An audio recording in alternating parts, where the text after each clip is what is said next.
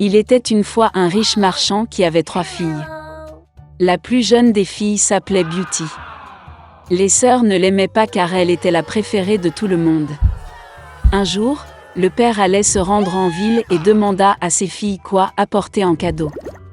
Les sœurs aînées ont demandé des robes et des ornements précieux, et la plus jeune a demandé une rose écarlate, la plus belle du monde. Le marchand est devenu réfléchi, mais a promis qu'il ferait tout son possible pour trouver une telle fleur. Et prenez la route. Le père a rapidement trouvé des cadeaux pour les filles aînées, mais pour les plus jeunes, il ne pouvait pas les trouver. Chaque rose que le marchand rencontrait sur son chemin était plus belle que la précédente. Partout où il regardait.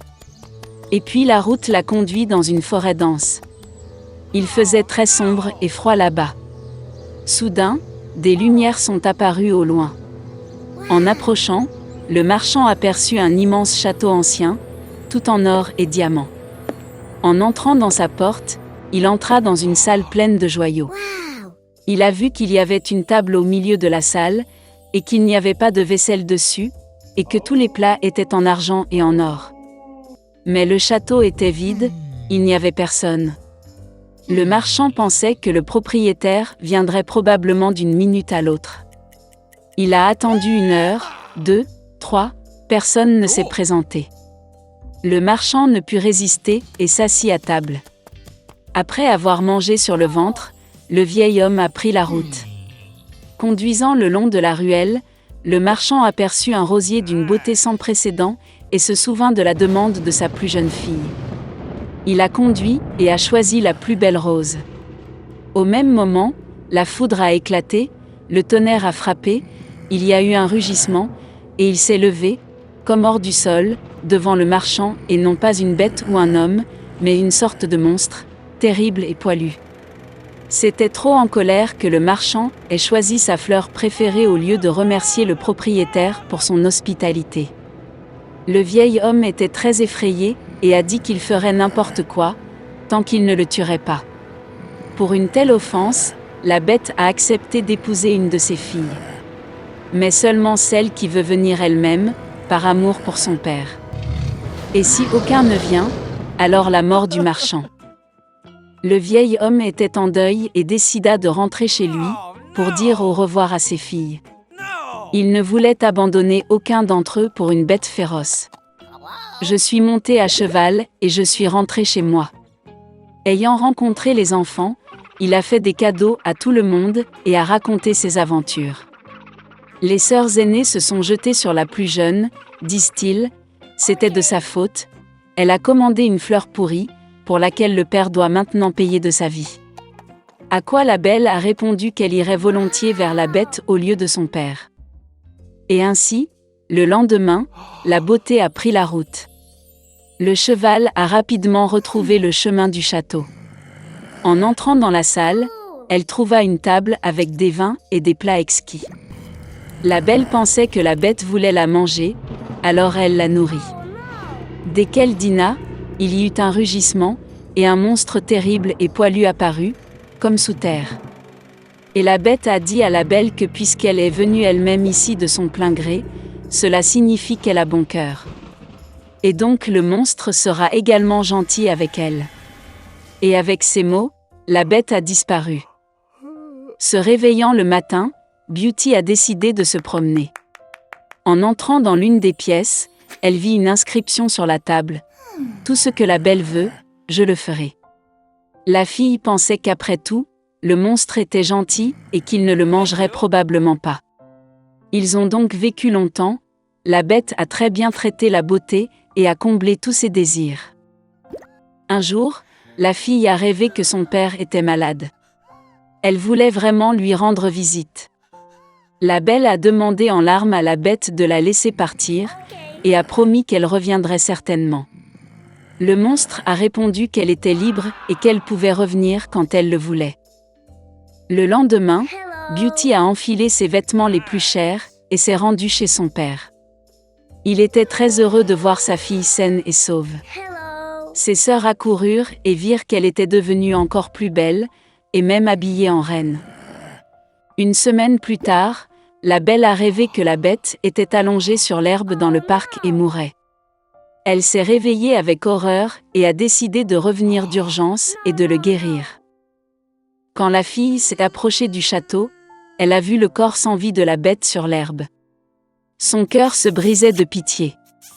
La beauté se précipita vers lui avec des larmes et l'embrassa. Et au même moment, la foudre a éclaté, le tonnerre a frappé, tout le château était illuminé d'une lumière vive et de la musique jouait partout. Le monstre disparut, et à sa place le prince le plus charmant gisait sur l'herbe. Il a dit à Beauty que cette fée maléfique l'avait ensorcelé et l'avait transformé en monstre jusqu'à ce qu'une belle jeune fille tombe amoureuse de lui et veuille se marier. La beauté lui tendit la main et ils allèrent au château. Le lendemain, la belle et le prince se sont mariés et ont guéri heureux pour toujours. C'est ainsi qu'un bon cœur peut briser un mauvais sort. Il était une fois un prince dans un pays lointain. Il est temps pour lui de se marier. Le roi voulait que son fils épouse une vraie princesse. La reine a souhaité à son fils non seulement la fille du roi et de la reine, mais qu'elle soit douce, intelligente et gracieuse. Et lui-même voulait suivre les préceptes de son cœur. Le prince est allé à la recherche de la mariée. Après quelques jours de voyage, il atteint le royaume le plus proche. Le roi local aimait le prince poli et beau. Et il l'a emmené chez sa fille. La princesse était adorable. Mais après lui avoir parlé, le prince s'est rendu compte qu'elle était très stupide et qu'il n'y avait même pas de quoi parler avec elle. Il s'est excusé, a dit au revoir et a continué son chemin.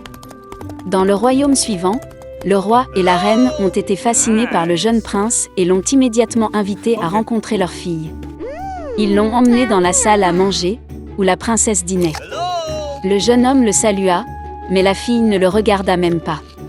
Elle était très passionnée par son dîner. Le prince pensa que la princesse ne se souciait pas de lui. En disant au revoir, il a aussi quitté ce royaume. Le prince a voyagé dans le monde entier pour retrouver sa bien-aimée. Après de nombreux efforts, il a perdu tout espoir de trouver une épouse convenable. Le roi et la reine étaient très inquiets à ce sujet. Pourtant, ils étaient heureux que leur fils n'ait pas épousé la mauvaise fille. Une nuit, une violente tempête a éclaté. Il a plu comme un seau, la foudre a éclaté et le tonnerre a grondé. Le prince ne pouvait pas dormir, regardant les éclairs et continuant à rêver de sa princesse.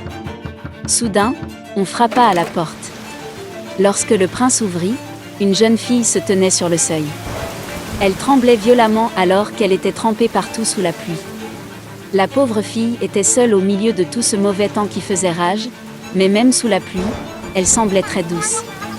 Elle a dit qu'elle était perdue dans les bois et a demandé à se réchauffer à l'intérieur de la maison. Le prince eut pitié de la pauvre fille et la laissa entrer dans la maison.